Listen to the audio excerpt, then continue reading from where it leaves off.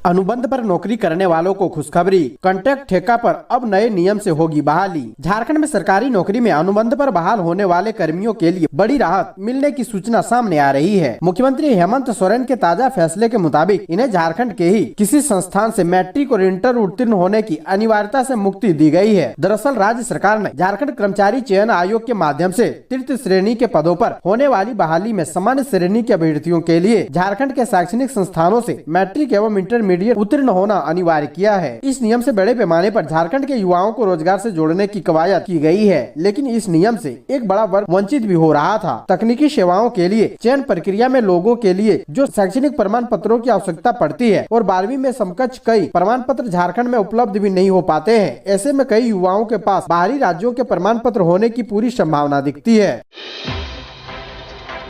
झारखंड की 5 national corridor की परियोजनाएं फंसी। सीएम हेमंत सोरेन ने दिया प्रोजेक्ट जल्द पूरा करने का निर्देश। किसी भी राज्य के विकास के लिए अच्छी सड़कों का होना अति आवश्यक है। परिवहन सुविधा सुव्यवस्थित होने से सरकार के राजस्व में वृद्धि होती है। वहीं आम लोगों को प्रत्यक्ष व अप्रत्यक्ष रूप से रोजगार मिलता है। दूसरी ओर झारखंड में NHAI की 5 नेशनल कॉरिडोर परियोजनाएं कहीं जमीन के कारण तो कहीं फॉरेस्ट क्लियरेंस के कारण लंबित है। सीएम हेमंत सोरेन के समक्ष इन मामले को लेकर प्रेजेंटेशन दिया गया। उन्होंने मामले को गंभीरता से समझते हुए तत्काल संबंधित अधिकारियों को इस दिशा में तेजी से काम करने का निर्देश दिया ताकि सड़क की परियोजनाएं पूरी हो सके। ये सभी सड़कें आर्थिक गतिविधि को ध्यान में रखते हुए बनाई जा रही है। पति के सामने पत्नी से 6 लोगों ने किया गैंगरेप, पीड़िता की हालत गंभीर। झारखंड के पलामू में 22 साल की विवाहिता महिला से 6 लोगों ने दुष्कर्म की वारदात को अंजाम दिया। मामले की शिकायत मिलने पर पुलिस ने मुकदमा दर्ज कर लिया है। साथ ही 2 आरोपियों को हिरासत में भी ले लिया है, जबकि अन्य लोगों की गिरफ्तारी के लिए छापेमारी की जा रही है। महिला के पति की शिकायत के बाद पीड़िता को सतबरवा थाना प्रभारी ऋषिकेश कुमार राय ने मेडिकल जाँच के लिए MMCH मेदिनीनगर भेज दिया है। जिले के सतबरवा थाने पहुँचे पीड़िता के परिजन ने जानकारी दी कि घटना बीते शनिवार रात की है। पीड़ित महिला अपने ससुराल में झगड़ा होने के बाद पैदल मायके लिए चल पड़ी थी। शाम होते ही लोग उसे मनाकर वापस ससुराल ले जाने के लिए आए थे, लेकिन महिला नहीं मानी। इसके बाद मायके वालों ने ही जैसे तैसे मनवाकर दामाद के संग अपनी बेटी को ससुराल के लिए रवाना किया। इसी बीच पीड़िता के पति ने अपने साड़ू के भाई को भी साथ चलने के लिए बुला लिया। दोनों लोग ही महिला को बाइक पर बैठाकर ले जाने लगे। भलुआही घाटी के पास पहुंचे तो 6 अज्ञात लोगों ने उनके मोबाइल और बाइक छीन लिए और तीनों को मारा पीटा। आरोपियों ने करीब 4 घंटे तक महिला के साथ सामूहिक दुष्कर्म किया। परीक्षा लेने वाली कंपनी के मालिक ने लीक किया था प्रश्न पत्र, अभ्यर्थियों से लिए लाखों रुपए। झारखंड में 3 जुलाई को हुई कनीय अभियंता नियुक्ति परीक्षा लेने वाली कंपनी बिन्सिस के मालिक अरुण कुमार ने ही प्रश्न पत्र लीक किया। इसके एवज में 75 अभ्यर्थियों से 20-20 लाख रुपए लिए गए। यह खुलासा पटना से गिरफ्तार गिरोह के सदस्य अभिषेक ने रविवार को रांची पुलिस के समक्ष किया। उन्होंने कहा कि 20 लाख रुपए में से 15 लाख रुपए अरुण को मिले, शेष बचे 5 लाख रुपए उसे यानी अभिषेक, अमित और अन्य को मिले। उसने बताया कि 2 जुलाई को टोकन मनी देने पर अभ्यर्थी को लैपटॉप पर उत्तर दे दिया गया था और उसके बाद उन्हें परीक्षा सेंटर पर पहुंचा दिया गया। इसमें 4 छात्र ऐसे थे जिन्होंने टोकन मनी और मार्कशीट जमा नहीं की थी, तो उन्हें आंसर शीट नहीं दी गई थी। उन्होंने ही JSSC अध्यक्ष को प्रश्न पत्र लीक होने की जानकारी दी थी। डायन बताकर एक ही परिवार के 4 लोगों को मल मूत्र पिलाया, गर्म लोहे से दागा, सबकी हालत नाजुक। झारखंड में दुमका के असवारी गांव में जादू टोने का आरोप लगाकर 3 महिलाओं सहित एक ही परिवार के 4 लोगों को गर्म लोहे की छड़ों से प्रताड़ित करने के बाद मल मूत्र पीने के लिए विवश किया गया। पुलिस ने यह जानकारी दी। पुलिस ने घटना की जानकारी मिलने के बाद पीड़ितों को बचाया और अस्पताल में भर्ती कराया। पुलिस के अनुसार दुमका जिला के सरैयाहाट थाना क्षेत्र स्थित असवारी गाँव में डायन बताकर एक ही परिवार की 3 महिलाओं और एक पुरुष को भयावह रूप से प्रताड़ित करने का शर्मनाक मामला सामने आया है। पुलिस ने बताया कि उन्हें जबरन मल मूत्र पिलाया गया और गर्म लोहे की छड़ों से शरीर को दागा भी गया। राज्य में सुस्त कोरोना वैक्सीनेशन की रफ्तार, 12 से 14 आयु वर्ग में सबसे कम टीकाकरण। अस्पताल, शमशान और कब्रिस्तान तक में कोरोना ने इंसानी जिंदगी को तबाह कर दिया। आलम ऐसा था कि अपने ही अपनों को कंधा देने से पीछे हटने लगे थे। कमरे में कैद जिंदगी और सुस्त पड़ी अर्थव्यवस्था के बीच वैज्ञानिकों के प्रयास से वैक्सीन का इजाद किया गया। संक्रमण का खौफ और जान बचाने की उम्मीद बनी वैक्सीन के लिए शुरुआती दौर में लोग अपने घरों से निकलकर टीका लेने के लिए पहुंचे, तस्वीर खिंचवाया और सोशल मीडिया पर अपलोड कर लोगों को भी टीका लेने के लिए प्रेरित किया। लेकिन संक्रमण का रफ्तार कम होते ही लोग वैक्सीन लेना भूल गए हैं। झारखंड सरकार द्वारा जारी आंकड़े पर गौर करे तो यह साफ हो जाता है कि राज्य के लोगों की उदासीनता या फिर विभाग की सुस्ती के कारण वैक्सीनेशन की रफ्तार धीमी पड़ गई है। कांग्रेस पार्टी ने झारखंड के प्रदीप बालमुच्चू को दी बड़ी जिम्मेवारी, आदिवासी कांग्रेस के राष्ट्रीय उपाध्यक्ष बने।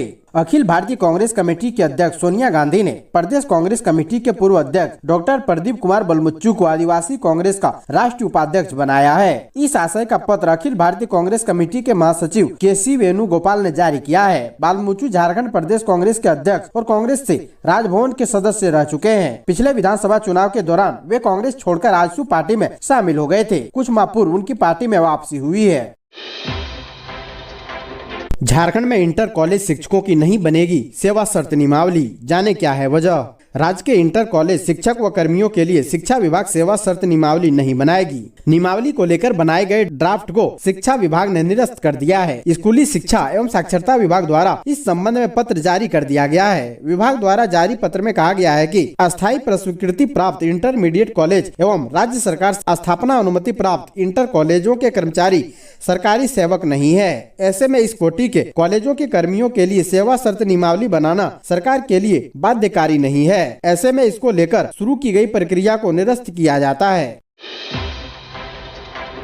नीट पीजी 2022 झारखंड कोटा से 143 का होगा दाखिला, 115 अभ्यर्थी हो जाएंगे वंचित। नीट पीजी सत्र 2022-23 के लिए राज्य के मेडिकल कॉलेजों में आवेदन की प्रक्रिया पूरी हो चुकी है। झारखंड संयुक्त प्रवेश प्रतियोगिता परीक्षा पार्षद ने प्राप्त आवेदन के आधार पर अंतरिम मेगा सूची में 258 विद्यार्थियों को शामिल किया है। हालांकि इनमें से दाखिला मात्र 143 अभ्यर्थियों को ही मिलेगा। अंतिम रूप से मेगा सूची 26 सितम्बर को जारी होगी। इसमें शामिल अभ्यर्थी चॉइस फिलिंग के बाद दाखिले की प्रक्रिया 8 अक्टूबर तक पूरी कर सकेंगे। झारखंड की वर्तमान राजनीतिक स्थिति पर अमित शाह ने कहा, चुनाव आयोग के फैसले में केंद्र का दखल नहीं।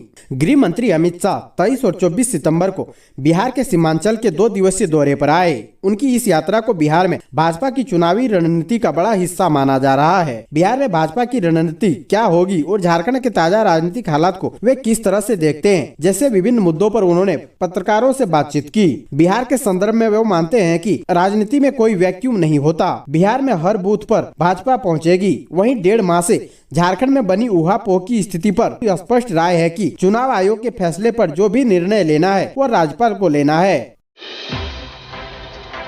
गढ़वा में दुर्गा पूजा को लेकर प्रशासन सजग, सुरक्षा व्यवस्था के कड़े इंतजाम। सदर थाना में आयोजित शांति समिति की बैठक में हिंदू मुस्लिम वर्ग के बुद्धिजीवी वर्ग के लोग शामिल हुए। इस बैठक में पूजा के दौरान असामाजिक तत्वों पर नजर रखने का निर्णय लिया गया। साथ ही सोशल मीडिया पर पैनी निगाह रखने के लिए समाज के दोनों वर्गों के लोगों ने जिला प्रशासन से आग्रह किया। पूजा के दौरान शहर में सुरक्षा व्यवस्था कड़ी करने, हर पंडाल में पुलिस बल की तैनाती करने का निर्णय लिया गया।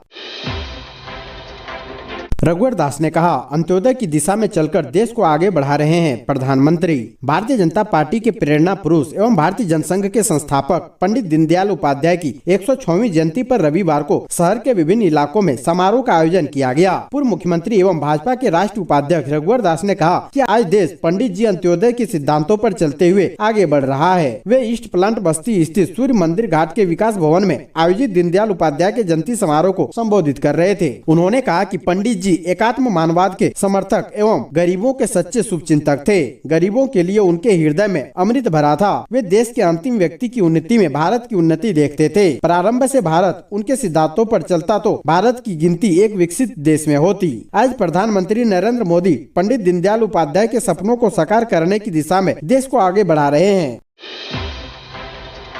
हेमंत सोरेन सरकार पर भड़के शिक्षक, पढ़ाई छोड़ दूसरे काम करवाने का जोरदार विरोध। प्रारंभिक शिक्षक उत्क्रमित वेतनमान तथा सुनिश्चित वृत्ति उन्नयन योजना लाभ के समर्थन में आंदोलन करेंगे। अखिल झारखंड प्राथमिक शिक्षक संघ की रविवार को हुई ऑनलाइन बैठक में इस संबंध में निर्णय लिया गया। बैठक में राज्य के प्रारंभिक शिक्षकों के गैर शैक्षणिक कार्यों में लगाए जाने का घोर निंदा की गई। शिक्षक आंदोलन के प्रथम चरण में 8 अक्टूबर को उपायुक्तों से मिलकर मुख्यमंत्री के नाम ज्ञापन सौंपेंगे।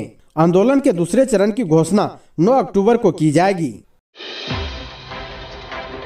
माध्यमिक स्तर पर ही कई बच्चों की पढ़ाई छूटी, जानकारी चौंकाने वाली है और हालात चिंताजनक। इन राज्यों में झारखंड, ओडिशा, पश्चिम बंगाल, मध्य प्रदेश, गुजरात, बिहार, कर्नाटक, त्रिपुरा, नागालैंड आदि शामिल है। समग्र शिक्षा कार्यक्रम पर शिक्षा मंत्रालय के तहत परियोजना मंजूरी बोर्ड की वर्ष 2022-23 की कार्य योजना संबंधी बैठकों के दस्तावेजों से यह जानकारी मिली है। केंद्र सरकार ने इस राज्यों को इस ड्रॉप आउट दर को कम करने के लिए विशेष कदम उठाने का सुझाव दिया है। ये बैठकें अलग अलग राज्यों के साथ अप्रैल से जुलाई के बीच हुई। सूत्रों के अनुसार सरकार नई राष्ट्रीय शिक्षा नीति में लक्षित साल 2023 तक स्कूली शिक्षा के स्तर पर 100% सकल नामांकन दर हासिल करना चाहती है और बच्चों के बीच में पढ़ाई छोड़ने को इसमें बाधा मान रही है।